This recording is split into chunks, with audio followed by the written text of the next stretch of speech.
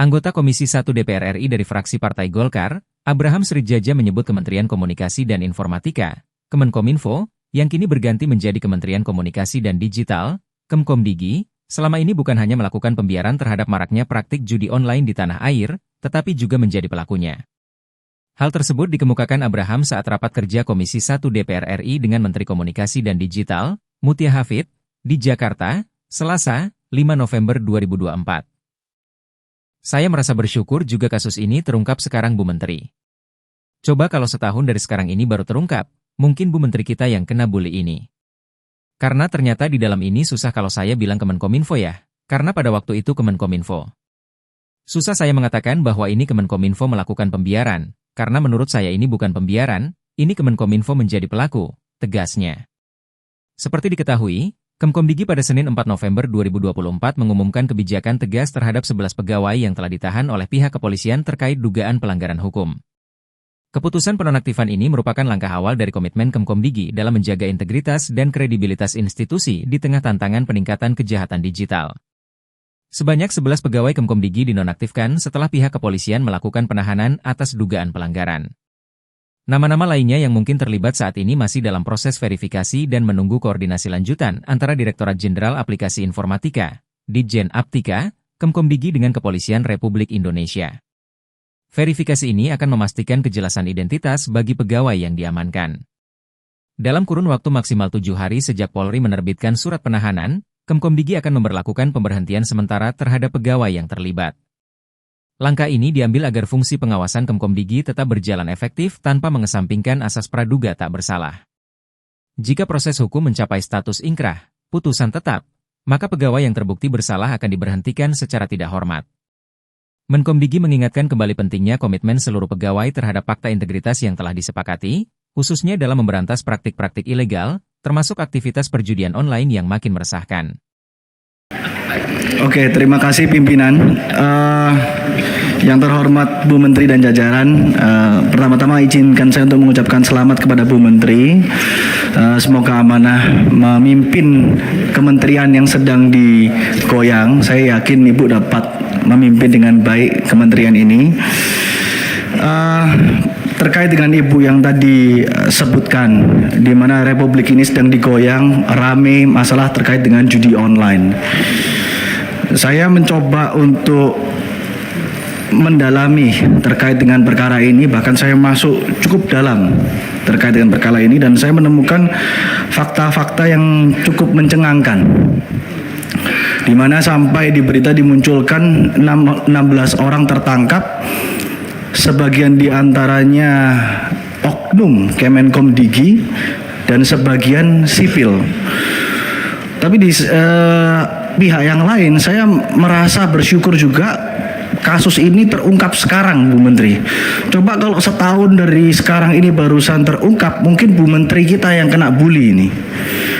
Karena ternyata di dalam ini susah untuk saya bilang Kemenkominfo ya, karena pada waktu itu Kemenkominfo, susah saya mengatakan bahwa ini Kemenkominfo melakukan pembiaran, karena menurut saya ini bukan pembiaran, ini Kemenkominfo menjadi pelaku.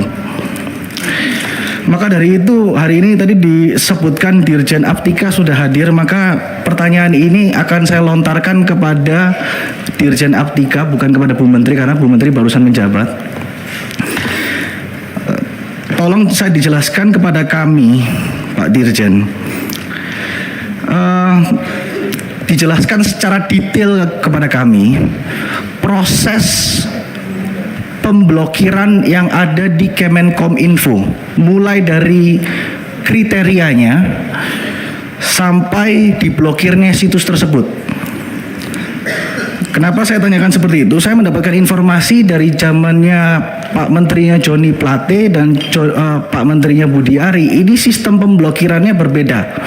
Dan saya katakan hampir pasti ini berbeda karena ada orang sipil yang ditangkap. Jadi tolong dijelaskan mekanisme yang terjadi ya Pak, bukan normatifnya.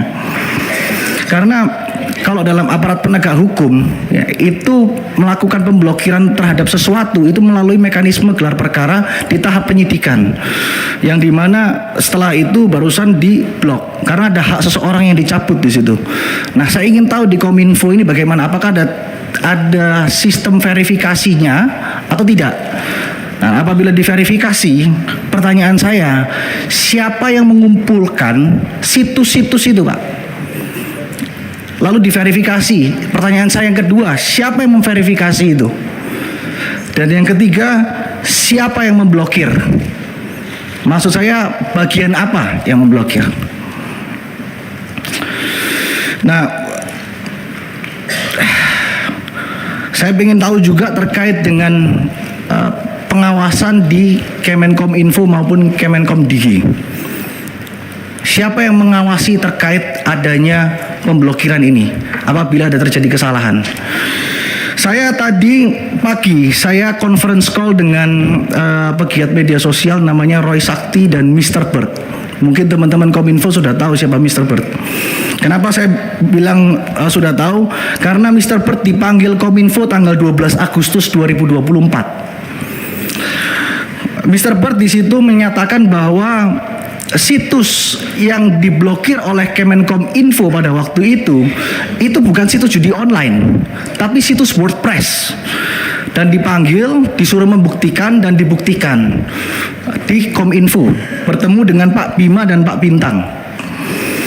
Lalu dia juga menemukan problem serius di Kominfo pada waktu itu, di mana dia bisa membobol website Kominfo dalam waktu 30 detik dan menggunakan semua nama dari pejabat Kominfo untuk melakukan apapun itu, termasuk untuk memesan hotel, untuk email ke siapapun.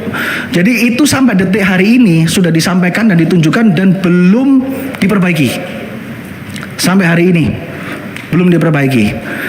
Nah, ini tentunya harus menjadi perhatian yang serius karena ini Kominfo ya. Jadi kami berharap sekali bahwa ke depan Kominfo bisa memperbaiki diri. Nah, mungkin segitu dari saya ya Pak ya. Saya ingin tolong nanti Pak Dirjen Aptika jelaskan ke kami secara detail, karena ada perbedaan mekanisme ini, saya ingin tahu mekanismenya seperti apa. Terima kasih. Terima kasih telah menyaksikan berita terkini dari sinarharapan.co. Saksikan terus konten-konten menarik lainnya.